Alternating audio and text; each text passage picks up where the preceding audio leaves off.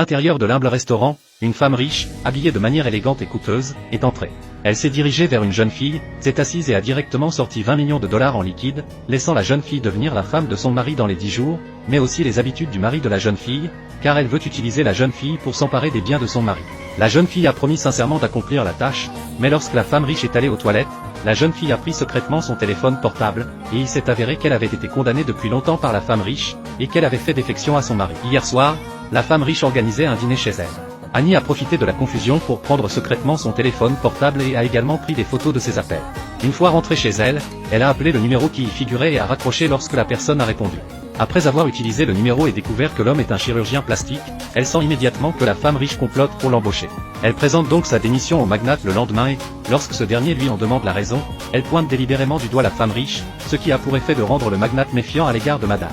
Ce soir-là, il demande à madame si elle est au courant. Bien que la dame soit restée muette, elle était heureuse au fond d'elle-même, pensant qu'Annie allait bientôt conquérir le cœur du magnate.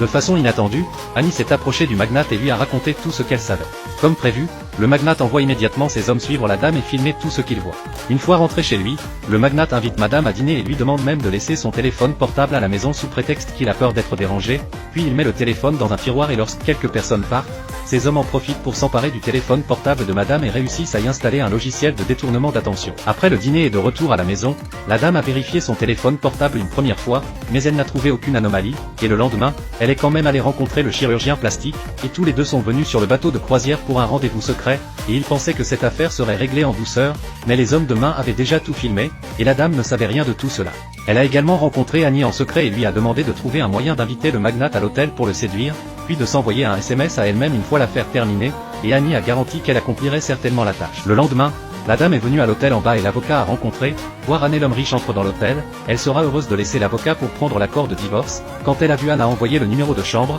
après la dame prendra l'avocat est entrée en toute confiance, aujourd'hui, elle doit laisser l'homme riche des fêtes, et profiter de l'occasion pour saisir tous ses biens. Cependant, lorsqu'elle a ouvert la porte en toute confiance, elle a vu l'équipe d'avocats du magnate. La dame se rend alors compte qu'elle a été comptée par Annie, et le magnate sort alors les photos qui ont été prises en secret. Mais la dame veut encore discuter, l'homme riche a vu cela et a directement jeté l'accord de divorce, le laissant signer et sortir, mais la dame n'est pas d'accord pour nettoyer la maison, elle a 18 ans avec l'homme riche, et veut maintenant divorcer mais ne peut pas obtenir un centime, elle n'acceptera jamais de signer le divorce, mais elle a été menacée par l'homme riche. Anne, qui écoutait derrière la porte, était heureuse que tout se passe si bien, et l'avocat l'a poussée à signer les papiers plus tôt, de sorte que la dame a dû signer en larmes, et il a également été annoncé qu'il avait été expulsé de la famille.